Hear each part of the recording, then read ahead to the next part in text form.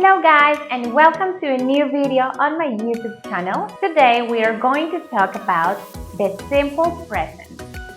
Y para continuar con nuestro curso básico de inglés desde cero, el día de hoy vamos a estar hablando sobre el presente simple. Y aunque pareciera que el presente simple se usa para hablar de el presente, normalmente utilizamos el presente simple para hablar de hábitos, rutinas y eventos que se realizan con cierta frecuencia. Para elaborar oraciones utilizando el presente simple vamos a utilizar la siguiente estructura.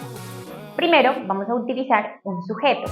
Recordemos que los sujetos son las personas, los animales y las cosas que realizan una acción. Después vamos a agregar el verbo. Recordemos que el verbo es la acción que realiza el sujeto y este verbo debe estar en tiempo presente. Y por último agregamos un complemento. El complemento es una palabra o un grupo de palabras, generalmente un adjetivo o un sustantivo, que nos ayudan, como su nombre lo indica, a complementar una oración. Vamos a ver algunos ejemplos.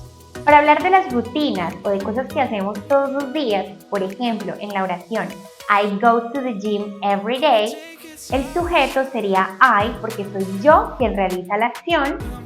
Go sería el verbo, I go, yo voy.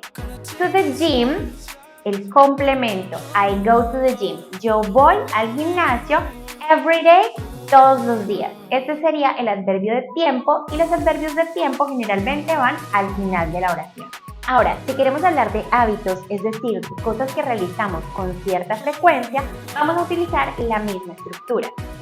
Por ejemplo, en la oración, nosotros viajamos a la playa cada verano, vamos a utilizar we, que es el sujeto, nosotros, travel, que es el verbo viajar, we travel, to the beach every summer, a la playa cada verano. Ese sería nuestro complemento. Ahora, ¿qué pasa si yo quiero realizar oraciones utilizando los sujetos de la tercera persona? Recordemos que estos sujetos son he, she, it. He, que significa él, she, que significa ella, y que significa eso para hablar de una cosa, de un animal o de una planta. Cuando queremos utilizar alguno de estos tres sujetos, vamos a agregar una S al final del verbo. Vamos a ver algunos ejemplos. En la oración, él corre en el parque, vamos a revisar su estructura.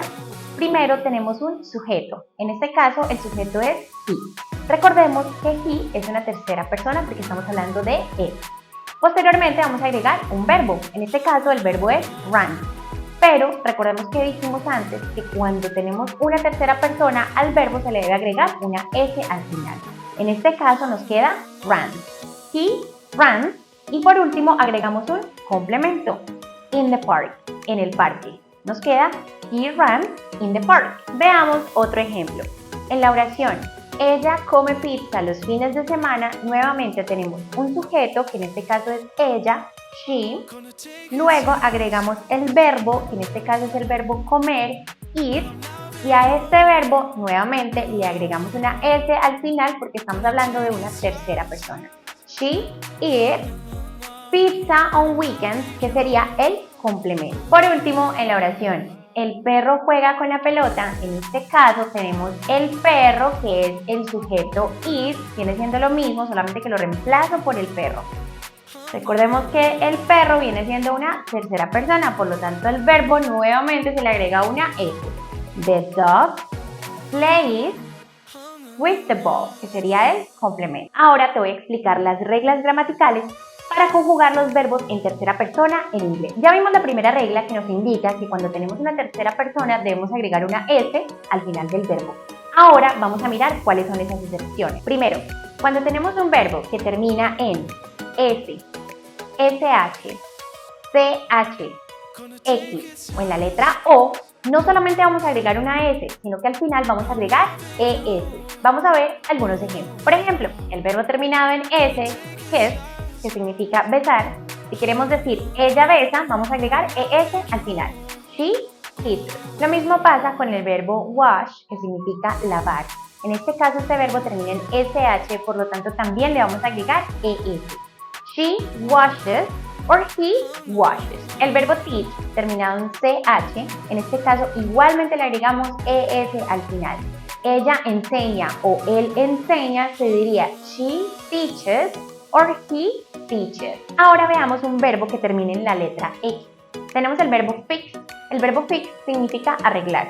Si yo quiero decir que ella arregla o que él arregla, cuando hablamos de tercera persona, le agregamos ES. Entonces me quedaría he fixes or she fixes. Por último, una palabra terminada en O, como por ejemplo el verbo go, si yo quiero decir que ella va o él va, vamos a agregarle ES al final. Me quedaría he goes or she goes.